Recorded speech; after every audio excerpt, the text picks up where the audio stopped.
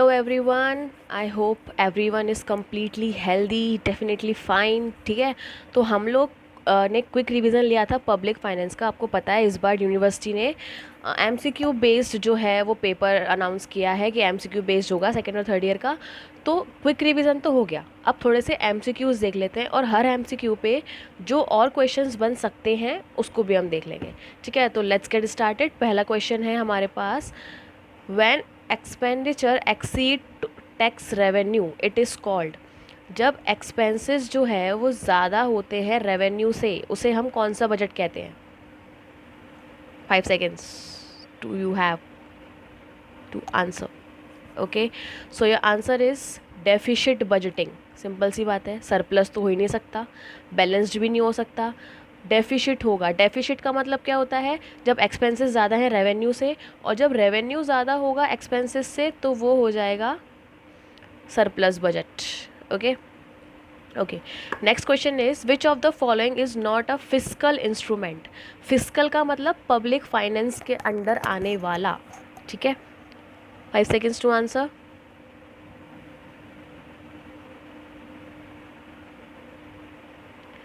Okay, so your answer is open market operations. कैसे public expenditure आता है, taxation आता है, नन ऑफ दीज नहीं होगा क्योंकि ये है।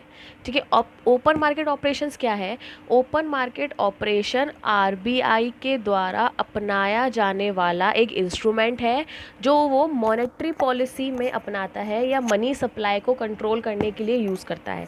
उसमें क्या होता है, जब आरबीआई को मनी सप्लाई मार्केट में कम करनी होती है तो वो ओपन मार्केट मतलब हमारा कैपिटल मार्केट है उसमें जाकर अपनी सिक्योरिटीज़ बेचता है, जिससे लोग, और ऑब्वियसली आरबीआई पे ज़्यादा भरोसा होगा तो वो आरबीआई में अपना पैसा लगा देते हैं और कंट्री में जो मनी फ्लो है वो कम हो जाता है।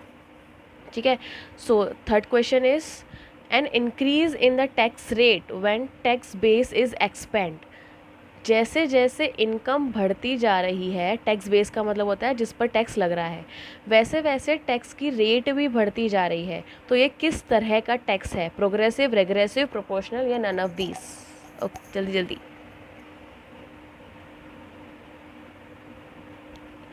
ओके, तो हमने इसे किया था लास्ट वीडियो में discuss. The answer is progressive tax. Progressive में इनकम बढ़ती है तो टैक्स रेट भी बढ़ती है, रिग्रेसिव में इनकम बढ़ने पर टैक्स रेट कम होती है, प्रोपोर्शनल में टैक्स रेट सेम रहती है चाहे कितनी भी इनकम हो, और एक और था डिग्रेटिव। डिग्रेसिव में क्या था कि पहले टैक्स रेट बढ़ती है फिर रुक जाती है, स्टेबल हो जाती है। ठीक है, okay, next question, which of the following is a measure of a fiscal policy. Fiscal policy अभी ऊपर बताया, जहाँ जो बजट है उसको ही हम बेसिकली फिस्कल पॉलिसी बोल देते हैं। तो फिस्कल पॉलिसी इन सब फिस्कल पॉलिसी रिलेटेड इन चारों में से क्या है? You have 5 seconds to answer.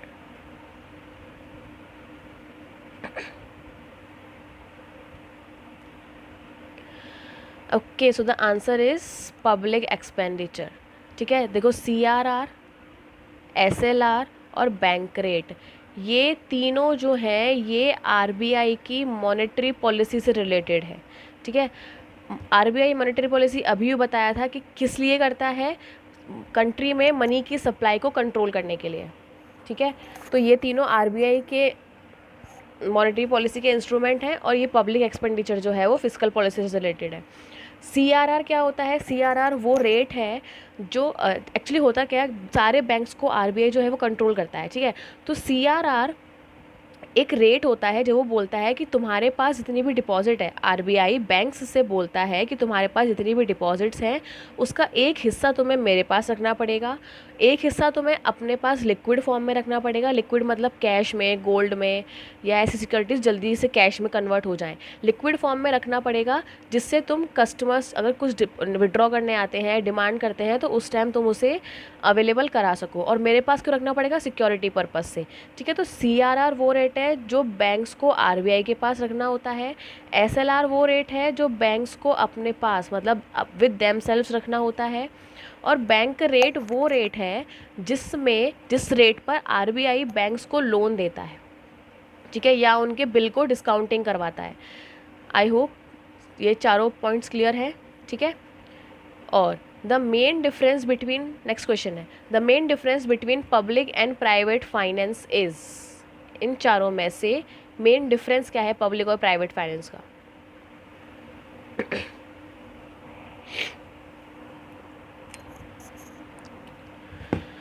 Okay, so the answer is adjustment of income expenditure. हमने बात की थी कि जो पब्लिक फाइनेंस है वो सेविंग्स करने की कोशिश करता है और उसका हमेशा सरप्लस बैलेंस होता है।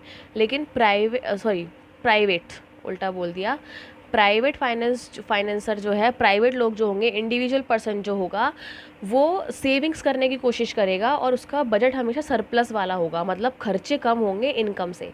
लेकिन जो पब्लिक बजट है, उसका एक्सपेंसेस ज़्यादा होंगे इनकम से, क्योंकि वो डेफिसिट बजट बनाता है, सरप्लस बजट नहीं बनाते हैं गवर्नमेंट। ठीक है, next question. The first finance commission was appointed in a year. Finance commission कब बनी थी? फाइनेंस कमीशन क्या होती है ये भी आपको पता होना चाहिए, अभी डिस्कस कर लेंगे। Okay, so the answer is 1951। अब फाइनेंस कमीशन होती क्या है? आपको पता होगा कि हमारी कंट्री में 12 ना 5 ईयर प्लान्स बने हुए थे। ठीक है, मतलब 5-5 साल में हम लोग प्लानिंग करते थे, हर 5 साल में हम लोग प्लान चेंज करते थे। उस प्लान को बनाने के लिए फाइनेंस कमीशन अपॉइंट की जाती थी, हर प्लान के लिए, जिसका फाइनेंस मिनिस्टर जो है वो हेड हुआ करता था। तो 12 बने, 12 के बाद फिर ख़त्म हो गया। 2015 में नीति आयोग आया था, नीति आयोग। ठीक है, नीति आयोग ने, क्या हो गया ऐसे, नीति आयोग अब क्या करेगा, 1 साल का, 3 साल का और 7 साल का प्लान बनाएगा, 5 साल का प्लान नहीं बनाएगा। तो ये क्वेश्चन एक बार किसी और एग्जाम से रिलेटेड बता रही हूँ कि आ चुका है कि नीति आयोग निम्न में से किस टाइम पीरियड का प्लानिंग नहीं करता है। तो उसमें 5 ईयर आंसर था, क्योंकि 5 ईयर का प्लान फाइनेंस कमीशन किया करती थी, जो कि अब बंद हो चुके हैं। सिर्फ नीति आयोग है जिसने फाइनेंस कमीशन को रिप्लेस कर दिया, और नीति आयोग अब 3 साल, 1 साल और 7 साल के प्लानिंग करता है। ठीक है, तो फाइनेंस कमीशन कब बनी थी? 1951 में। 1951 से ही हमारा पहला 5 ईयर प्लान शुरू हो गया था। ठीक है, और 12 5 ईयर प्लान अभी तक रह चुके हैं, जो कि अब फिनिश हो गए हैं। अब नीति आयोग काम कर रहा है फाइनेंस कमीशन के जगह पर। ओके, ये 6 क्वेश्चंस आई होप अच्छे से क्लियर हो गए होंगे। नेक्स्ट की तरफ बढ़ते हैं। ठीक है, principal of maximum social advantage से रिलेटेड क्वेश्चन है। Maximum social advantage is achieved when. Maximum social advantage कब मिलता है? याद है इस तरह का कुछ ग्राफ था, लास्ट क्लास में हम डिस्कस किया था, इस तरह का ग्राफ था। ये है point of maximum social advantage. क्या थे वो? ये दोनों क्या थे? ये दोनों किसकी लाइन थी जो बराबर होने पर ये वाला एडवांटेज मिलेगा? मार्जिनल सोशल वेलफेयर या marginal is equals to marginal social benefit, total average या नेट? क्या था? अगर उसका शॉर्ट फॉर्म भी याद होगा ना, तब भी आ जाएगा ये आंसर। ओके, आंसर इज, याद है ये MSS और MSB, marginal social sacrifice and marginal social benefit. जिस पॉइंट पर बराबर होंगे उस पॉइंट पर मैक्सिमम सोशल एडवांटेज मिलेगा। ये प्रिंसिपल दिया किसने था? जब हम नेक्स्ट क्वेश्चन पे पहुंचे ना, उससे पहले आप कमेंट कर देना। ठीक है, in India personal income tax is levied on individual. जो पर्सनल इनकम टैक्स है वो कौन सी गवर्नमेंट लगाती है? सेंट्रल, स्टेट, लोकल या नन ऑफ दीज? हाँ जी, okay, so your answer is central government. जो इनकम टैक्स है वो सेंट्रल गवर्नमेंट लगाती है, is a central government tax. अच्छा, एक और बात, इनकम टैक्स, एक और चीज़, इनकम टैक्स डायरेक्ट टैक्स है, डायरेक्ट। ठीक है, डायरेक्ट का मतलब क्या है कि जो इसका पेमेंट कर रहा है और जिसकी जेब पर प्रेशर पड़ रहा है वो दोनों एक ही इंसान है, एक ही इंसान है। ठीक है, जो कमाता है वही इसको पे करता है। लेकिन इनडायरेक्ट टैक्स क्या होता है? सपोज़ आप कहीं पर कोई सामान लेने गए, आपने GST सहित वहाँ पर पेमेंट किया, लेकिन उस GST का पैसा कहाँ गया? आपकी जेब से। लेकिन उसको गवर्नमेंट को कौन पे करेगा? शॉपकीपर। सो वो था इनडायरेक्ट टैक्स। और डायरेक्ट टैक्स क्या होता है? जिसकी इनकम पर टैक्स लगाया जा रहा है, ठीक है। डायरेक्ट टैक्स जो है वो इनकम पर लगता है, इनडायरेक्ट टैक्स जो है वो गुड्स एंड सर्विसेज पर लगता है, ठीक है। चलो आगे। Income tax is based on the principle of ability to pay, willing to pay, benefits received, या none of these?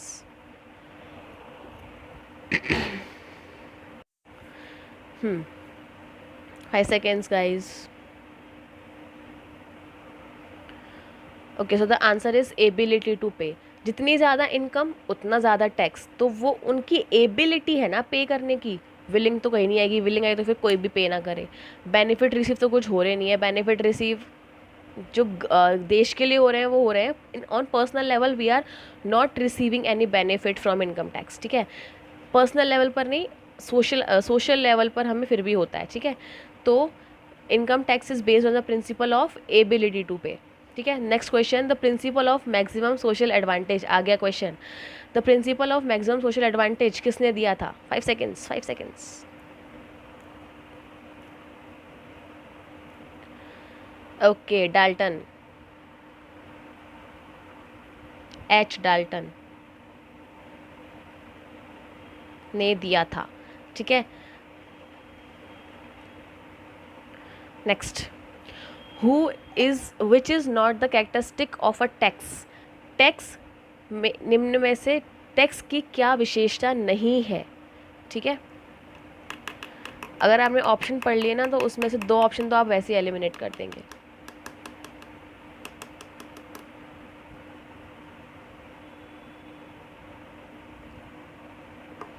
Okay, so the answer is non compulsory payment. Tax compulsory payment होता है भाई, नॉन कंपल्सरी तो नहीं हो सकता। देखो यहाँ पे कंपल्सरी नॉन कंपल्सरी दोनों लिखा है, तो यहाँ से क्लियर हो जाना चाहिए कि दोनों तो नहीं हो सकते ना, तो इसमें से एक कटना चाहिए। तो नॉन कंपल्सरी पेमेंट, और टैक्स तो कंपल्सरी पेमेंट होता ही है, तो वी हैव टू पे, तो नॉन कंपल्सरी पेमेंट, ठीक है। एक और बात, टैक्स जो है ये गवर्नमेंट का रेवेन्यू रिसिप्ट है, ध्यान रखना, रेवेन्यू रिसिप्ट है। रेवेन्यू रिसिप्ट्स क्या होती हैं? जो हर साल मिलती हैं या बार बार मिलती रहती हैं। और कैपिटल रिसिप्ट क्या होती है? जो बहुत लंबे टाइम के बाद मिलती है। तो tax is the revenue receipt of government, ठीक है। Special assessment means, next question, special assessment means क्या होता है? स्पेशल असेसमेंट, इनकम टैक्स पढ़ा होगा तो पता होगा स्पेशल असेसमेंट।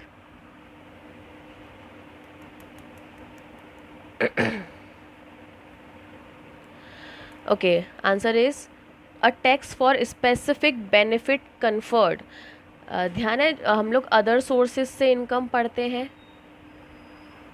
अदर सोर्सेज में हमें पता है कि जो यूजुअल कैजुअल इनकम्स होती है ना, उस पर हमें 30% टैक्स देना पड़ता है। लॉटरी से या गैम्बलिंग से, कौन बने करोड़पति में जीत गए, उसमें से तो हमें 30% टैक्स देना ही पड़ता है। ऐसी कुछ और चीज़ें भी हैं जहाँ पर एक पर्टिकुलर रेट से टैक्स लगता है। तो असेसमेंट का मतलब होता है टैक्स लायबिलिटी कैलकुलेट करना, ये भी पता होगा, ठीक है। नहीं पता था तो अब सुन लिया, कोई बात नहीं, ठीक है। और स्पेशल असेसमेंट का मतलब है जहाँ हम किसी एक पर्टिकुलर चीज़ के लिए असेसमेंट कर रहे हैं, ठीक है। Okay, next question, who is the exponent of the law of increasing state activities. Law of increasing state activities किसने दिया था? मसग्रेव ने दिया था, ठीक है। क्यों? इसमें था क्या? इन्होंने ये बोला कि जो स्टेट है, जो गवर्नमेंट है, उसे अपनी इकोनॉमिक एक्टिविटीज़ इंक्रीज़ करनी चाहिए, जिससे क्या होगा, जो इनकम लेवल है, जो इनकम डिसइक्वालिटीज़ हैं वो ठीक होती जाएंगी, ठीक है। Next question, maximum welfare principle of budget determination is associated with. Maximum welfare principle of budget determination is associated with, किसने दिया था? आई एम सो सॉरी, मैं थोड़ा सा आंसर गलत बता दिया। Law of increasing state activities था वैगनर का, ठीक है। और ये वाला लॉ था maximum welfare principle of budget determination, that is Richard Musgrave. ठीक है, ये वाला वैगनर का था, ये वाला मसग्रेव का था। ऐसे रखना, वैगनर गाड़ी बहुत इंक्रीज होते जा रहा है उसका सेल, तो इंक्रीजिंग स्टेट एक्टिविटीज़ वैगनर, और जो maximum welfare principle of budget determination है वो मसग्रेव। मस्ट, बजट मस्ट डिटरमाइन होना चाहिए, ऐसे याद रखना। बजट जो है मस्टली या मस्त तरीके से डिटरमाइन होना चाहिए, तो मसग्रेव ने दिया था बजट डिटर्मिनेशन का प्रिंसिपल। ठीक है, चलो नेक्स्ट देखते हैं। The Kelkar proposal are concerned with, जो केलकर प्रपोजल है वो किससे कंसर्न्ड है?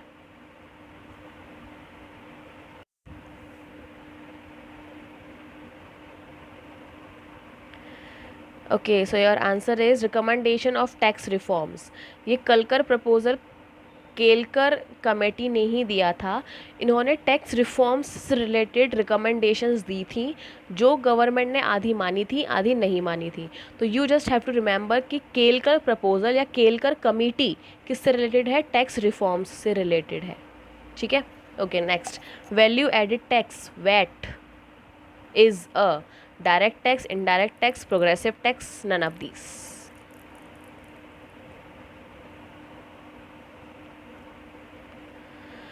आंसर इज इनडायरेक्ट टैक्स, जो कि अब नहीं लगता है, ध्यान रखना, ये हटा दिया गया है, इसकी जगह पर जीएसटी आ गया है। 9 तो स्टेट टैक्स थे और 9 सेंट्रल टैक्स थे और 7 जो है वो स्टेट टैक्स थे। सबको हटाकर एसजीएसटी, सीजीएसटी, यूटीजीएसटी और आईजीएसटी, सारे जीएसटी लगा दिए हैं। सेंट्रल सारे इनडायरेक्ट टैक्स हटा दिए, स्टेट सारे इनडायरेक्ट टैक्स हटा दिए और यूनियन टेरिटरी के भी सारे इनडायरेक्ट टैक्स हटा दिए गए हैं। We have only one indirect tax in our country in present, that is GST. Okay, next question. In the case of direct tax impact and incidence are on, अभी बात करिए कि जिस पर प्रेशर पड़ रहा है और जो पेमेंट कर रहा है, कौन होगा? वो सेम पर्सन होगा, डिफरेंट होगा, सेलर होगा या नन ऑफ दीज होगा?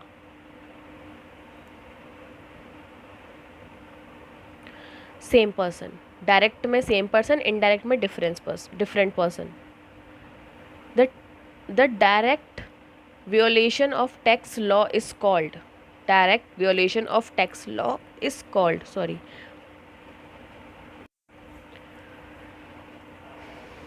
okay, so the answer is tax evasion. the direct violate जब टैक्स को किया जाता है, that is tax evasion. अब direct violate क्या है? बताइए कमेंट बॉक्स में बताइए। ये वैसे होमवर्क था, क्विक रिवीजन जब हम ले रहे थे क्लासेस, ये होमवर्क में दिया हुआ था, tax avoidance, tax evasion etcetera. Find out with your self. Okay, चलिए हम आगे बढ़ रहे हैं। Place of the burden of tax is called, जो फाइनल रेस्टिंग प्लेस है या टैक्स बर्डन जो पड़ रहा है, उस इफेक्ट को हम क्या कहते हैं?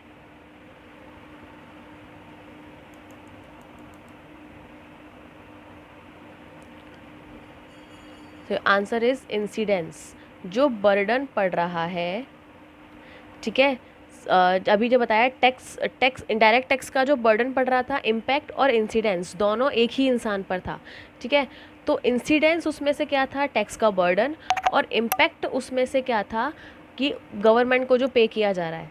ठीक है, तो the final resting place of the burden is of tax is called incidence. Next question उल्टा दिया हुआ है, incidence for tax refer to final resting place of the burden. ठीक है, नेक्स्ट क्वेश्चन देख रहे हैं directly 21। Which of the following taxes is the most likely to be regressive? India में ज़्यादातर कौन सा ऐसा टैक्स है जो रिग्रेसिव होता है? रिग्रेसिव का मतलब बढ़ने, इनकम के बढ़ने पर टैक्स कम होता जाता है।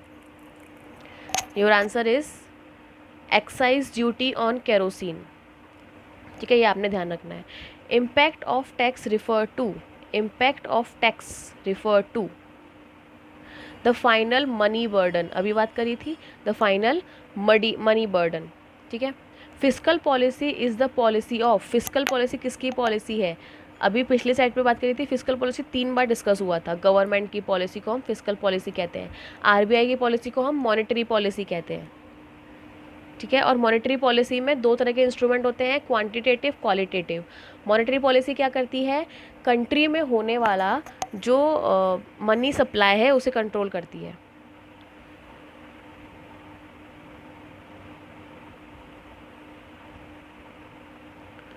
Okay, next question is the following is an example of direct tax. निम्न में से कौन सा डायरेक्ट टैक्स है? So your answer is income tax, अभी भी डिस्कस किया था। सेल्स टैक्स भी इनडायरेक्ट है, एक्साइज ड्यूटी भी इनडायरेक्ट है। एक्साइज ड्यूटी फॉरेन ट्रेड पर लगती है, सेल्स टैक्स अब नहीं लगाया जाता, जीएसटी लगता है। Next question, if the rate of tax falls with the increase of income, जब इनकम बढ़ती जाती है और टैक्स कम होता जाता है उसको हम क्या कहते हैं? 5 सेकेंड्स, ऐसे डिस्कस कर चुके हैं, वैसी बात कर लेते हैं। रिग्रेसिव, जब टैक्स इनकम बढ़ने पर टैक्स की रेट घट रही है, रिग्रेसिव। जब इनकम बढ़ने घटने पर कुछ फ़र्क नहीं पड़ रहा, टैक्स रेट सेम रह रही है, प्रोपोर्शनल। और जब इनकम के बढ़ने पर टैक्स रेट भी बढ़ रही है, डेट इज़ प्रोग्रेसिव। इंडिया में इनकम टैक्स जो है वो प्रोग्रेसिव है, कैरोसिन पर लगाया जाने वाला टैक्स जो है वो रिग्रेसिव है, ठीक है। प्रोपोर्शनल बहुत जगहों पर है, वो बहुत लंबी लिस्ट है उसकी, उसमें से कुछ नहीं पढ़ना, ठीक है। Next question, budget is an instrument of, budget किसका इंस्ट्रूमेंट है? अभी बात करी थी फिस्कल पॉलिसी, जो गवर्नमेंट बजट है उसको फिस्कल पॉलिसी में ही इंक्लूड किया जाता है। मॉनेटरी पॉलिसी कौन चलाता है? आरबीआई। 2 तरह के instrument, quantitative, qualitative, monetary policy में। एक्सचेंज रेट पॉलिसी भी आरबीआई चलाता है। ट्रेड पॉलिसी गवर्नमेंट चलाती है, मतलब पॉलिसी का मतलब रूल्स रेगुलेशंस, ठीक है। Okay, next, the concept of functional finance, functional finance का कंसेप्ट किसने दिया था? Functional finance, your answer is AP Lerner, AP Lerner ने दिया था फंक्शनल फाइनेंस का concept. Next, in public finance shifting refer to, public finance में shifting word का मतलब क्या है?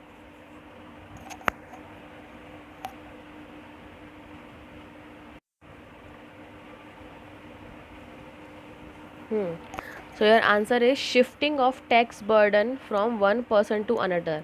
जब हम टैक्स के बर्डन को एक इंसान दूसरे इंसान पर ट्रांसफ़र कर देते हैं, that is called shifting in public finance, ठीक है। Modern state